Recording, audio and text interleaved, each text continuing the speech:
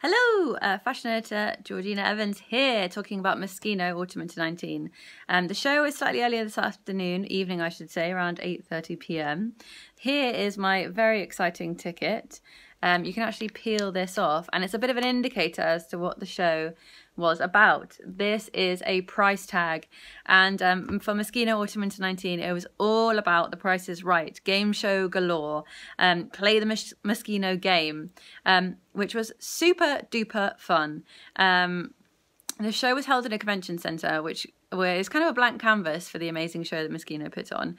The curtain rose throughout the show, just as it would have on the television, and you start to see these amazing diamante heels, this amazing bedazzled floor, everything's gilded, everything's gold, and the set starts to unfold. So once the curtain's up in front of us, we see an amazing set, quite possibly one of the most amazing sets I've ever seen.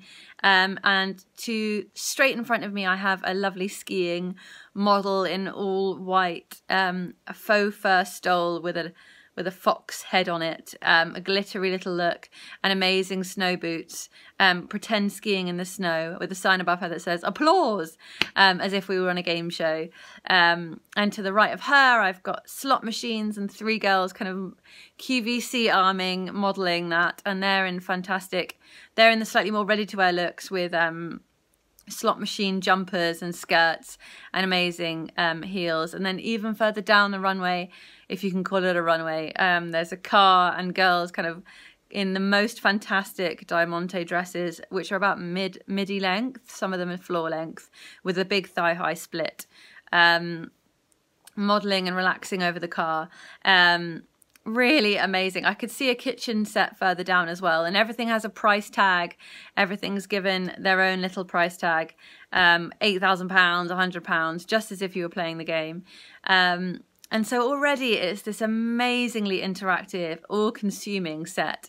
And Moschino is known for its comedic value, for theming its fashion on a very specific thing and really running with it. Last season was on illustrations, and the whole concept that Jeremy Scott, imagine if Jeremy didn't have time to make his clothes, or there's too much pressure, too much time pressure to make clothes, what would he scribble?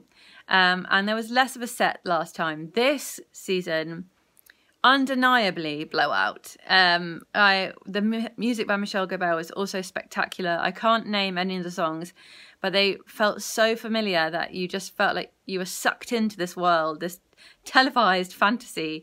Hair was fantastically bouffant and huge, like Hairspray, the film and play, and just amazingly large hair, which added to this almost Florida, Atlantic City, Stepford wife, QVC woman that Jeremy Scott's trying to portray. And the actual dresses, when you boil it down, if you took away the fantasy level, were really impressive. Lots of fantastic cocktail dresses with cutouts, wonderful straps, in beautiful colours as well, actually. Some really amazing turquoises. I'm talking about the kind of run-of-your-mill cocktail dresses, if you can call them run-of-your-mill, just in comparison to the novelty items. So the novelty items in here I'm talking are Irina Shayk was wearing a dress made of chips, poker chips, and some of the poker chips lit up. Not talking about those ones. I'm talking about if you remove the dresses from the situation, they would still stand alone. So beautiful turquoise dresses, some amazing black dresses with gold sashes that fell down to the floor on the back, with big bows right above the buttocks. And Yasmin, the model, was wearing one of those. I'm kind of running on striding on an elliptical for sale, which was a fantastic moment. Also, a lot of diamante crystals featured in this collection.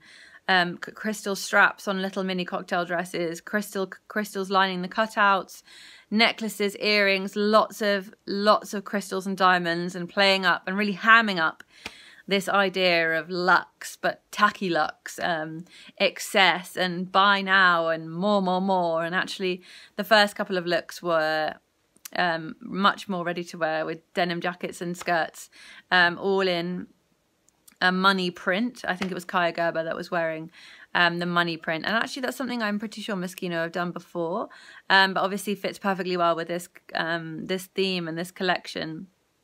I've quite honestly never seen anything so wonderfully dramatic in my life. I just think it was so fun, and often with Jeremy Scott, the ideas can kind of overpower the fashion sometimes, particularly the ones that are themed around really kind of banal. I was going to say ideas, but that's not quite what I'm trying to say. Banal concepts such as bleach or cleaning products or Barbie. Actually, Barbie's quite fun, but sometimes it's quite hard to buy into if you don't have a passion for the item that Jeremy's portraying. And I'm not saying I've got a passion for gambling or a passion for watching kind of dinner time television, but these looks were certainly easier to buy into with or without your passion for the theme behind it. So often what happens with Moschino is there'll be a bleach themed dress and you'll be buying a dress that has Flash written across it or an American version of that brand. But these were also cleaning products, because you might win a cleaning product on The Price is Right. You might not win that fabulous car that's down the runway. But they were much more subtle in their approach. So the labels and the design of the cleaning product were layered over and over again and then covered in crystals in cocktail dresses, again, quite form-fitting, or and tops and skirt combinations. And so much so that if you were in the store, you might put it on, try it on, and not know the reference, which I really liked. And I think that was a really smart step for Jeremy Scott. Really, really good idea, because you could tap into the novelty items, of course. You can buy the poker chip dress, you can buy the glitzy QVC girl dress, you can buy the dollar print dress, or you can buy these slightly subtler items, and then also the beautiful cocktail dresses on top of that. And I really did. I just loved it. I thought the collection was so enticing, so energetic. It felt really old school 80s fashion as well. There were some 80s silhouettes in there too.